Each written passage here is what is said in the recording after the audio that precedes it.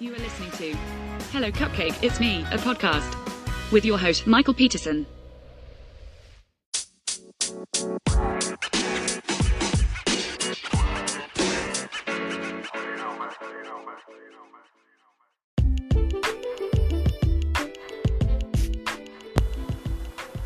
Hey everyone, Michael here with Hello Cupcake, It's Me, a podcast.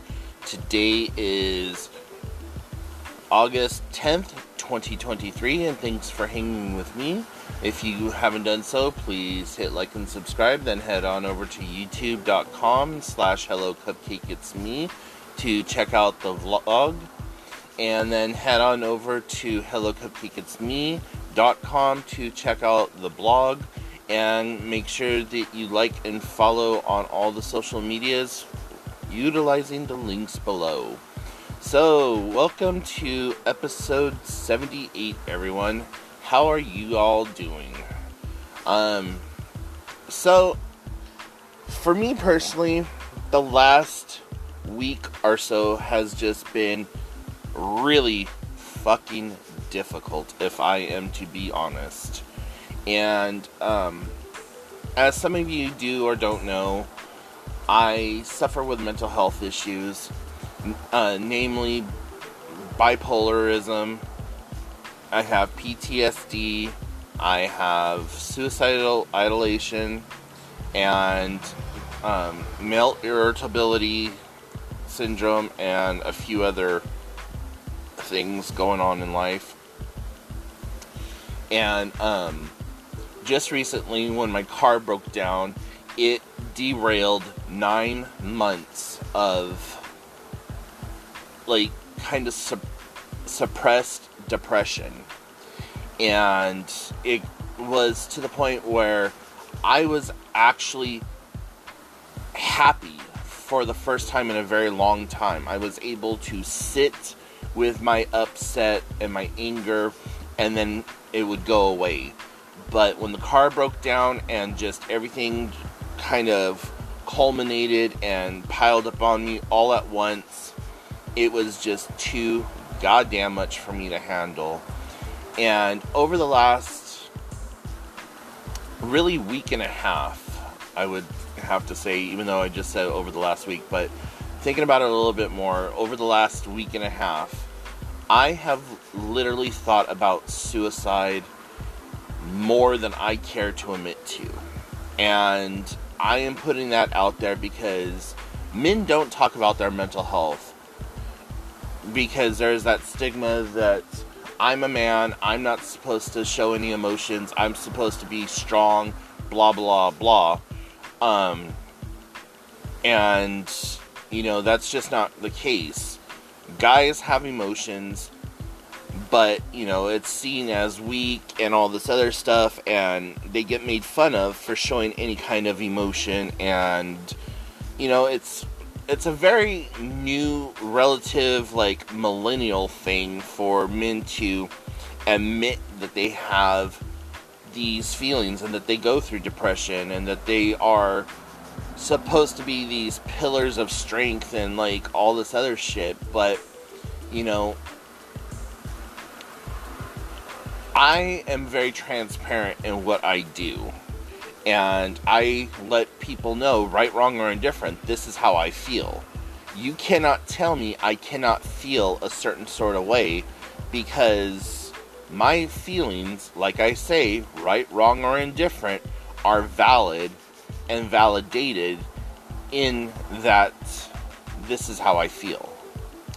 And so, feeling suicidal and depressed and all that other stuff really catches people off guard, because I've gotten to the point where people are like, well, how are you? And I ask them, well, do you want the socially acceptable answer, or do you want the actual what's going on in your life answer?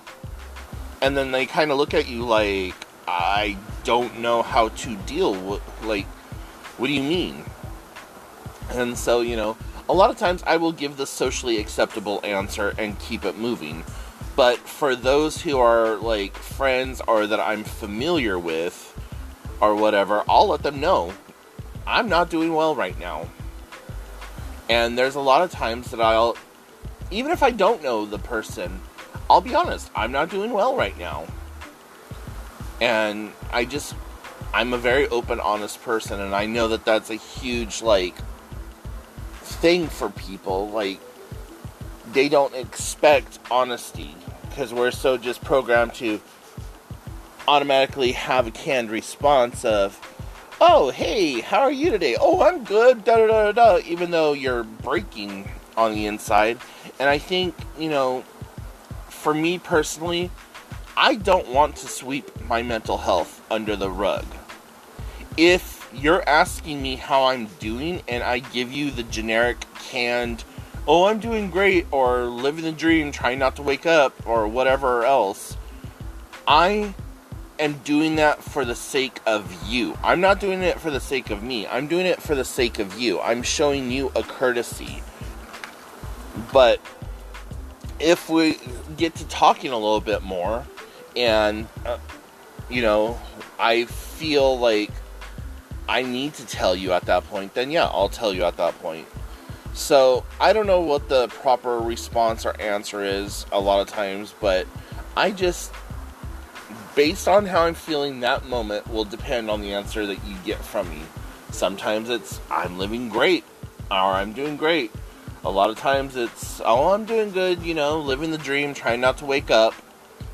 That's my favorite go-to response, and people love it because no one ever says it, or no one has ever heard it, because, well, that's just me. I made that saying up. And so, being really suicidal has been very difficult for me lately. And not suicidal like I'm sitting there with a razor to my wrists or whatever, but suicidal in the fact that I was just thinking about all the different ways to do it, and about how just final and permanent would be, and what the world would be like without me. Not that people in Chicago know who Michael Peterson is, or even the person down the street.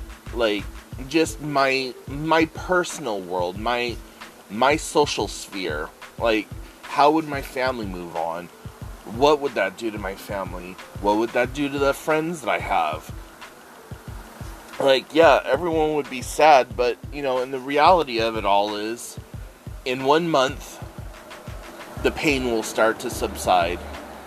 In 6 months, people will start to move on, and yeah, they're going to have momentary times where they boo-hoo about, the fact that I've passed. In 1 year time, they're going to be at the movies laughing with other people. In 2 years time, it's going to be, I can't remember his voice. And so, even though death is a permanent solution, it's also a temporary heartache. And you're always going to have that hole where you're missed, but life moves on. And that's just one of those things. And so I think about these things, and I fantasize about it, and just plan out these huge, elaborate, detailed scenarios of just disappearing. And that's the hard part for me, and that's when I know that I am in the depths of my depression, is when shit like that starts to happen. And I know at least 2 or 3 episodes ago, I had talked about the voices, who's talking or whatever. And I have full-on conversations with the quote-unquote voices in my head, And it's an internal monologue that I have. And, sometimes that darkness, that depression, the mental health, whatever you want to call it, gets to talking a little bit louder than reason. And so, long story short, my mental health has been shit. It's starting to take a turn for the better, I think, I hope, I pray. The last 2 days, a friend of mine has come over, and we've just been cleaning my house. Because along with these mental health issues comes trauma, and from trauma comes hoarding tendencies. And a lot of times when you're not taking care of yourself, you're not taking care of your external environment or the things therein. And because my mental health has been so bad for the past 10 or 15 years, it's just been getting progressively worse. My house has become an extension of that. And it got to the point where something would fall on the floor and I would just leave it there. Fuck it, that's where it lives now. That's its home. So, I would go to make food or something, and oh yeah, the ketchup's on the floor. And I would just reach down, grab the ketchup up off the floor, and, use it or whatever. And if it made it onto a cabinet or into the pantry, awesome. If it ended back up on the floor, awesome. There was just no care there anymore. And object permanence is something that I've learned is part of ADHD. And ADHD isn't just the hyperactivity aspect of it. There is a aspect of ADHD where you get hyperfixated on certain things and other things go completely unnoticed. And it becomes kind of like a blind spot. You're just so used to that one particular item being right there that you are now blind to it. I walk by and I see it and I expect it to be right there on the floor. Does it need to be on the floor? No. Should it be hung up on the wall? Yes. Should it be in a cabinet? Yes. Do I have the executive function to pick it up and put it on the wall, or to pick it up and put it into the cabinet? No. And so I'm learning a lot about that aspect of ADHD and stuff like that, and I've tried talking to my doctors about it, but they don't want to really help me, and there's really no quote-unquote specialist in my area. I have to go all the way over to Seattle to have any kind of massive help. And I'm fine, cool, get me the goddamn referral and I will go to Seattle if I have to go to Seattle. I don't know. So I'm trying to work through these things, and my friend has been so freaking gracious in the fact that she has decided to come over and help me. Yesterday we worked for almost 4 hours, and we did 2 dump runs, and we got rid of probably 16 or 17 bags, contractor bags of shit, and took a trash can, filled the trash can, and we're planning on getting together either Sunday or possibly Monday. And over the next few days, while she's not here, I'm still going to continue cleaning stuff up and getting things taken care of, so that when she gets over here, it's less work for her to do. And trying to get the kitchen under control, and I still have some plumbing issues, so I gotta try to get that under control. But now that I have more of a clean space around the sink, I can do that. So there's just a lot going on, and a lot to unpack, and a lot to just get through.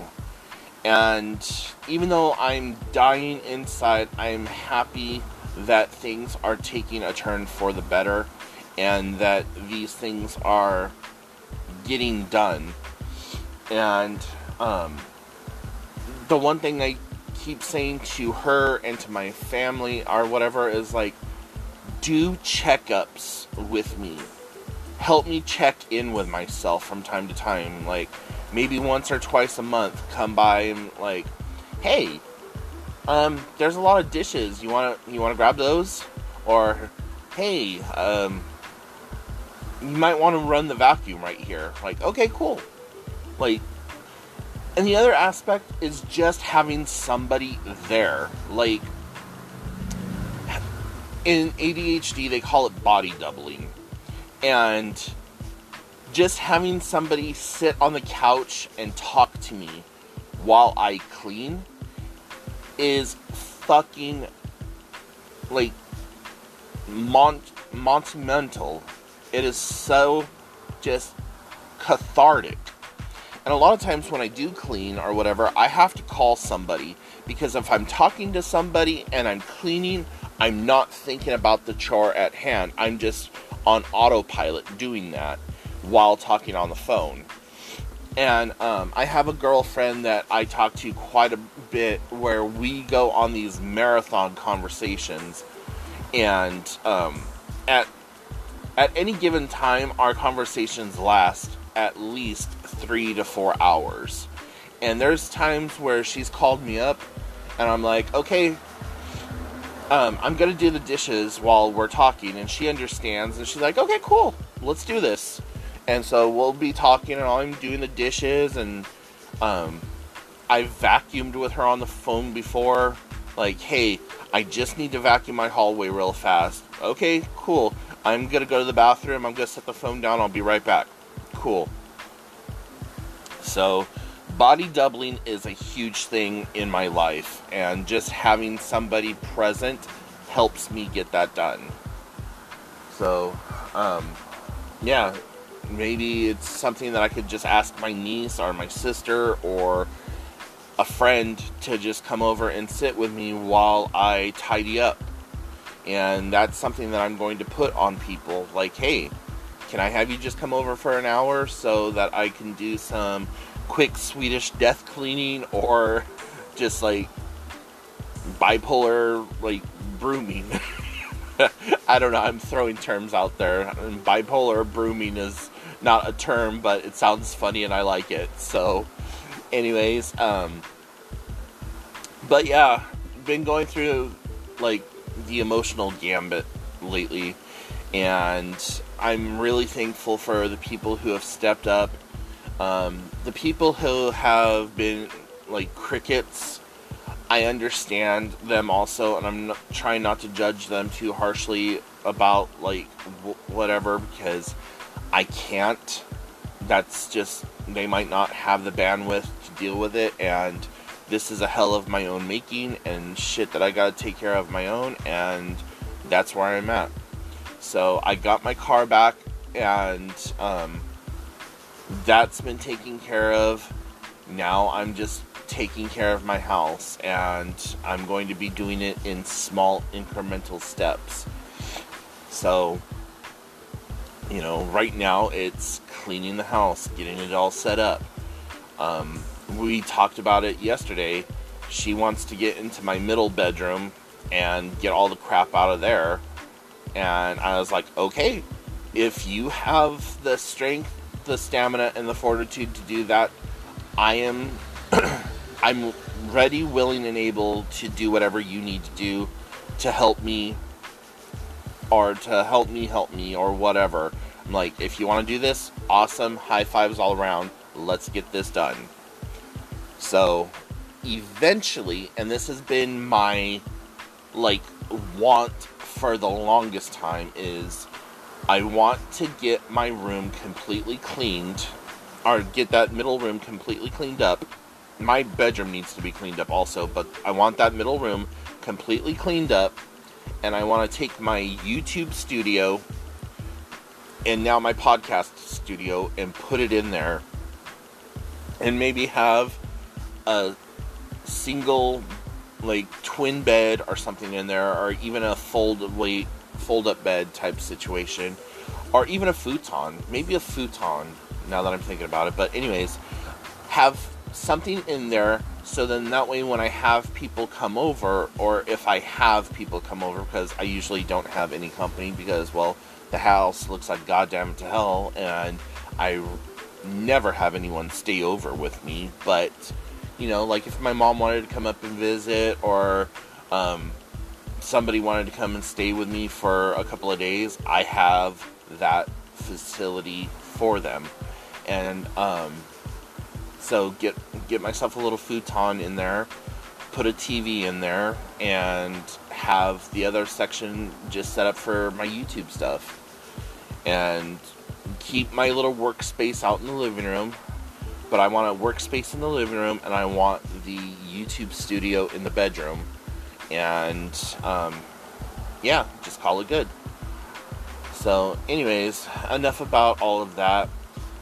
Sorry that this has been such a long rant about mental health, but, you know, I want to put it out there, and I'm transparent with everyone, and I want you guys to know what's going on with me.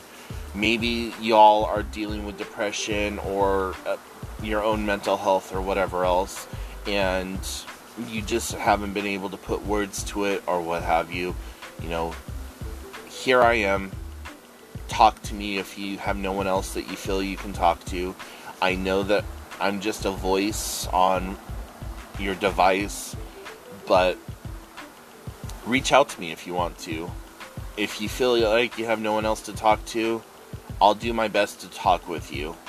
I might not always say the right thing, but just know that you're not alone.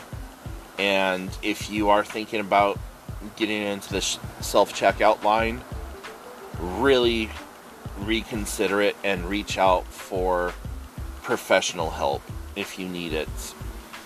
You are not less than, you are not weak, you are not stupid, you are not any of those, like, stereotypical terms. Go see help. It's okay to ask for help. You do not have to do this alone. So, on that, I'm going to let you all go. Thank you so much for listening this far if you have. And if you have any questions, comments, concerns, put them in the section down below. Or shoot me an email, hellocupcakeitsme@gmail.com. And like I said, check out all the links down below. There's a multitude of ways to connect with me. Some of them are affiliate programs, so if you utilize the link or the services, I do get a small kickback, and I am very thankful for that. If you want to help support me or the work that I do, or just whatever, there's a link there to buy me a coffee, and that would be greatly appreciated also. So until next time, I will talk to y'all later. Bye, guys.